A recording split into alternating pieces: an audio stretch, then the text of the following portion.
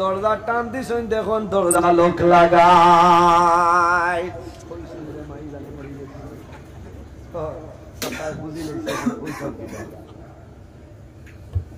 বলে বলে বিবি দরজা ঠুকি মারেন খর খে বলে আমি তোমার বউ বলে আমার বউ বলে বলে আমার বউতে রাইতে 12টার সময় বারে কোন কারণে কইলা করে বাথরুম আছে বারে কি বারে বা এরে গরম হই গেছে আল্লাহর বান্দে এখন বাইরে আমি তোমার ভাবখানা দরিয়া কইয়া সামান্য ভুল হয়ে গেছে তুমি দরজাগুলো গরো হামাইলে সমস্ত ঘটনার বিবরণ হইব বলে না বারে বা দরজা আসান খাফাক নামি এই সাইড দিন না ডঙ্গারম্ভ করে লাইছস বাকি জীবন আমারে কি চাই আল্লাহর বান্দা গরম হই বিবি আপনার নরম হই যায় হইলো বারে বউ আল্লাহর বান্দি বারে বয় না তো ডরাই যায় আল্লাহর বান্দি কান্দে কান্দে কয় ও ভাই আমি অনুরোধ করি তুমি ঘরের দরজা খুলিয়ে দেও ঘরের ভিতরে ঢুকমু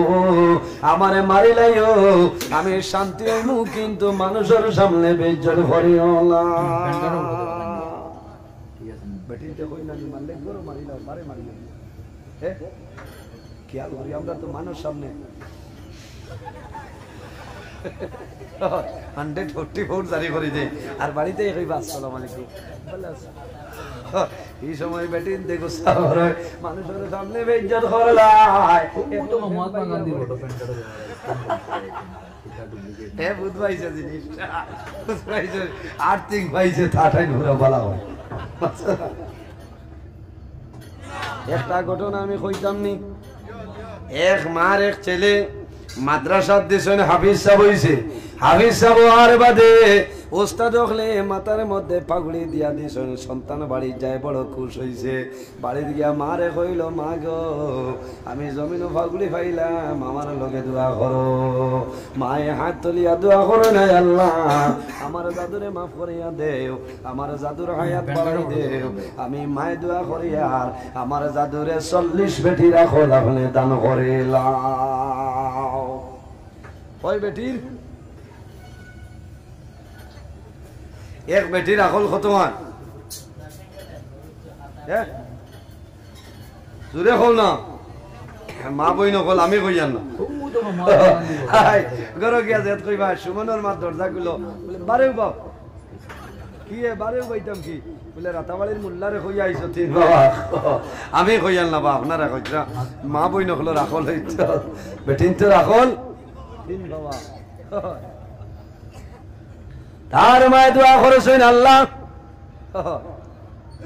আমার ছেলের 40 বেটি রাখল দেও এ মনে মনে চিন্তা পড়ে গেল মায় তো দোয়া করছেন 40 বেটি রাখল সীমিত রাখল হইব 3 120 রাখলর মালিক আমারে বানাইছো মার বিচার করা যায় না বাবার বিচার করা যায় না বন্দা খেয়াল করিও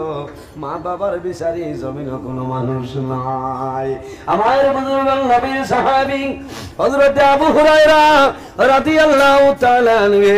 গোপনে গোপনে নবীর কলিমা পড়িয়া মুসলমান হয়ে গেছে মা কিন্তু তখন মা মুসলমান নাই কয়েকদিন পরে মায়ে বুঝি রাইছো আমার জাদু আবু হুরায়রা মুহাম্মদুর কলিমা পড়িয়া মুসলমান হয়ে গেছে মায়ে সিবিআই লাগাইছো যে যায় খানো করতে দিন দেখা লাগে আমার বুজুর্গণ মায়ের সিবিআই তদন্ত লাগাইন সিবিআই তদন্ত লাগাইয়া দেখছেন আরবের মধ্যে একজন নবী ভাই রইছেন ওর নাম হইল মুহাম্মদ আমার জাদুয়ে মুহাম্মদের কলিমা পড়ি রাইছে রে আজকে আমার জাদুরে বাড়িতে আইলে আমি মারমু মায়ে কয়েকদিন গরম দিছেন কিন্তু আবু হুরায়রা নবীর লগে মায়া হয়ে গেছে আল্লাহর হাবিবের মহব্বত ছাড়া সম্ভব হয় না আল্লাহর হাবিবের দ্বারা ডেইলি দিনাই আরেকদিন যাওয়ার সময় সামান্য দেরি হইছে মায়ে পাইজন বানাইছো আমার জাদু আবু হুরায়রা বাড়িতে আইব আমার জাদুরে আইজ আমি মায়ে বিচার করে লাইব আমার বুজুর্গগণ ও কথা কইতেছি